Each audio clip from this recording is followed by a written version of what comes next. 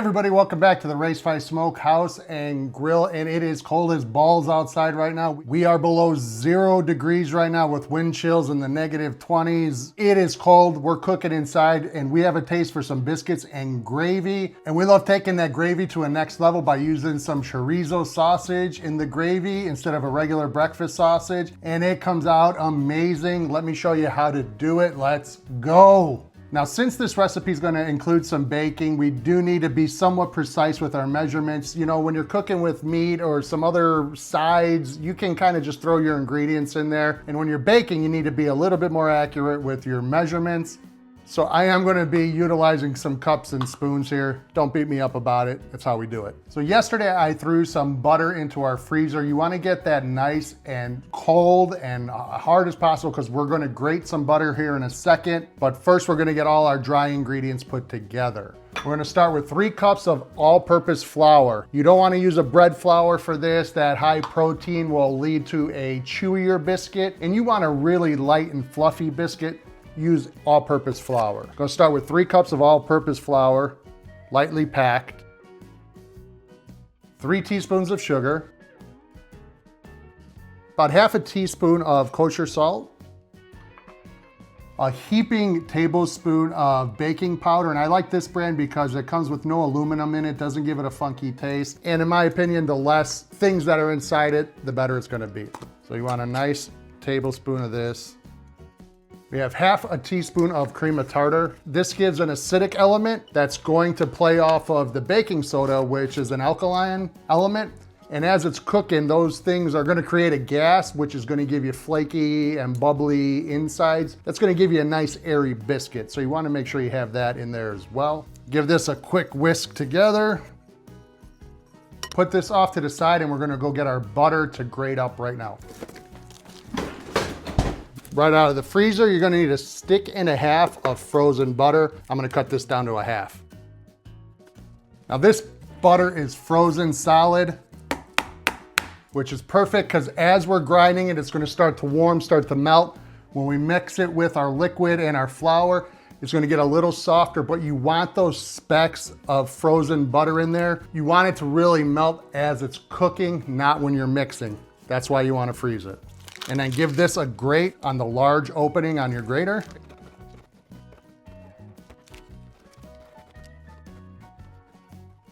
We have our butter shredded here. Let's get this bowl over here now. And we're gonna add this butter directly into this dry mix right now and get this all mixed up and integrated. Now I try to typically do this with a fork or a whisk. A fork's a little bit better because all that butter's not gonna get stuck in there. But you don't necessarily wanna use your hands yet because the heat from your hands could start melting that butter, and we do not want this butter to melt yet. Like I said, we want this to melt when it's cooking. You want the butter to kind of just get all mixed in there and look like little pebbles of flour in there. And you could see those kind of bumps in there, those pebbles of butter. That's exactly how you want it to look. Next, we are using some buttermilk. We're adding 1 1/4 cup of buttermilk to our mixture.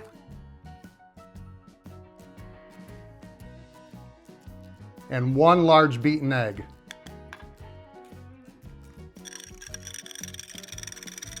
Get that in there. Then mix this all together.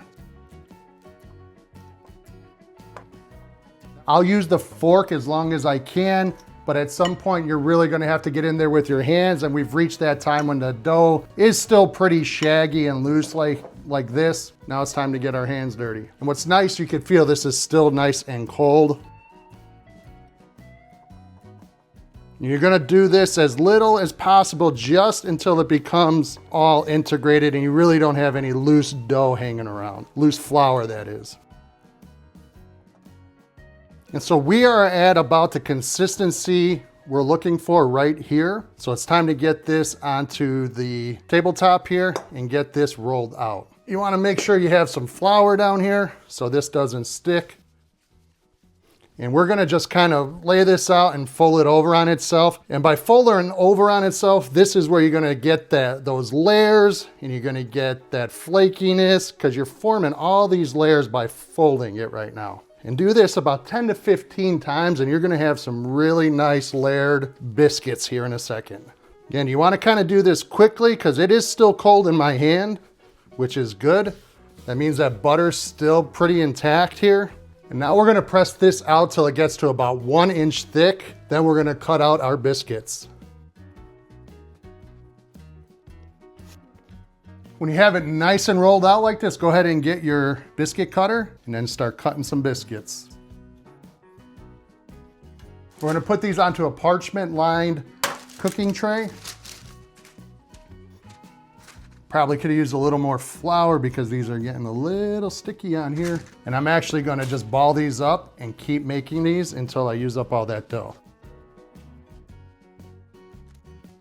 We have our biscuits put together on the tray. We have our oven warmed up to 425 degrees. It's time to go bake these, get this cleaned up, and start that gravy. Let's go get these baking. Oven's at 425. We're gonna bake these for about 10 to 12 minutes until they get nice and golden brown and are fully cooked through.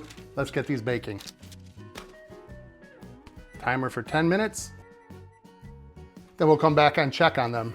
Now it's perfect time. While that's cooking, let's get our gravy going. We are starting with about 1.5 pounds of chorizo in our pan here. We're gonna get this on medium-high heat. We're just gonna crumble this all, break this down, and let this cook through. And once it's all cooked through, we'll be back to start putting the entire gravy together. Be back once this is all cooked through. Timer was going off, just checked. They look like they need about 2 to 3 more minutes, so we're gonna let them keep going until they get that nice golden brown on top. These have puffed up great. Biscuits look amazing. Just need a little bit more time to finish. Let's go 3 more minutes. Our chorizo is cooking, coming along great now. I love using this meat mash or whatever you want to call it. It gets the meat crumbled really fine. I prefer real fine chunks of meat in my gravy over big, large chunks. I'm gonna cut this down to a medium-low heat now. Now, in order to make a gravy, you're gonna need a thickening agent. We're using flour. This is 1/3 cup of flour, and we're just going right in over the meat here. Stir that all in. Once all of that is mixed in and you see no more flour, we're gonna start adding milk. But you can see it's starting to thicken up right away. All that grease got absorbed. Now we're just gonna start adding some milk. I have 4 cups of milk here. This is just regular 2% milk. Not sure we're gonna use it all. Gonna start by adding a cup and get that mixed in. Time for cup 2. What I really love about this recipe is the color of this gravy. You're gonna see here in a minute. It turns this fantastic orange that you're just not used to seeing with biscuits and gravy. Biscuits are done. Yeah, let's get these out of there. Perfect golden brown on the bottom. Maybe could have put a little butter on top, get a little better brown on these. But these are looking great. Cup 3. Now we're just gonna let this cook down some, let all those flavors integrate, let it thicken up. Then it'll be time to put our biscuits and gravy together. And you wanna make sure to continually stir this as this is cooking because you don't wanna scorch the bottom and ruin everything you've been doing. But you wanna let this go maybe 10, 15 minutes until you get to the thickness you want. I did add the 4th and final cup of milk in here. So this is 4 total cups of milk, 1/3 cup of flour, and about 1.5 pounds of sausage. And you're just gonna stir this until it gets that nice creamy consistency. You can see here that this is getting nice and thick and creamy. And once it coats the back of a spoon really nice like this, you know it's done. Let's build our biscuits and gravy. Look how beautiful the color is on this gravy right now. It has thickened up beautifully, like opening my biscuit in half, and look at that, nice and airy, light, very soft inside. Now time to ladle on this beautiful gravy. Oh my gosh. You gotta pile it on, right? Look at these things, man. If I could tell you how good it smells in here, the fresh baked biscuits, this homemade chorizo gravy, man, I love this dish.